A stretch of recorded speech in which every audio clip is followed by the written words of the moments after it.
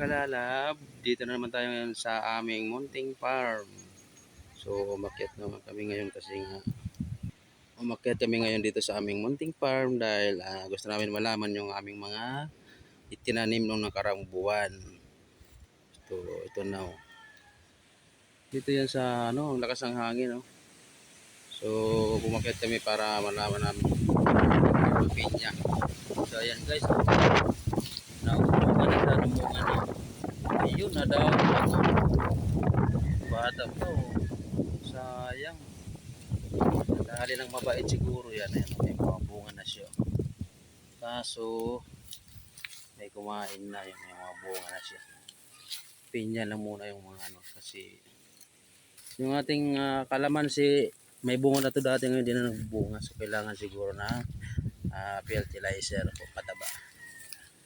Ito yung mga pinya. Sayang at may nadali siguro ng daga yun. Mga pinya na siya. Tanim din tayong liputi, saging. So hanggang doon yun oh. Guys, ganda dito at sariwa yung hangin oh. Ayan yung hangin dito. So may mangga din pala tayo dito. So kaso maliit pa. May saging. So magkita kami ngayon ni Kalalab sa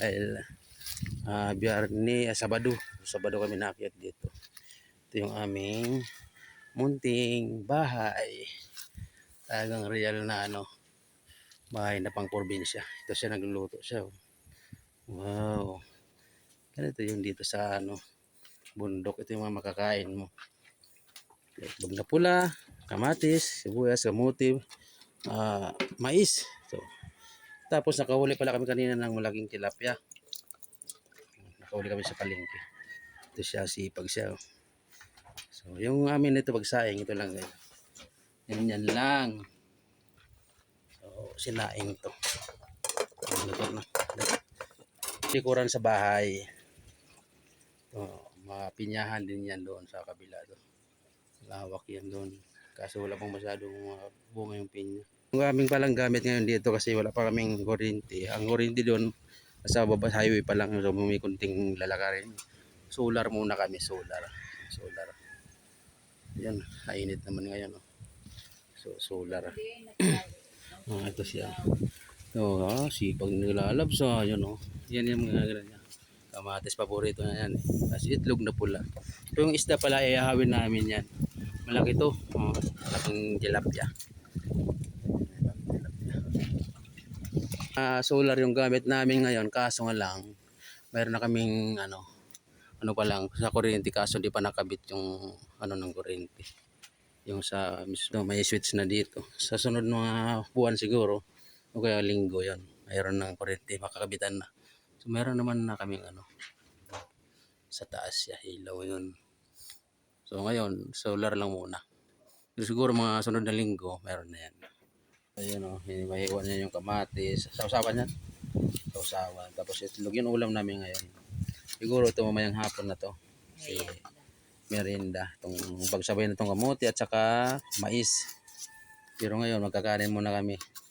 Dahil nga sa gutom na sa biyahe. Almost 3 hours ang biyahe no. 3 hours.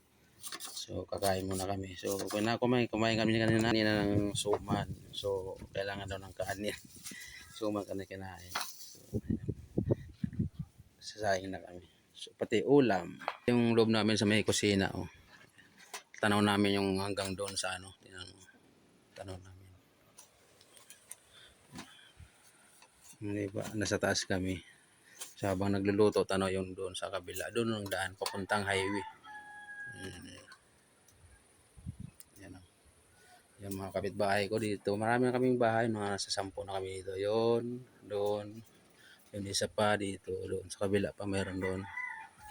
So marami na kami mga trabaho ko.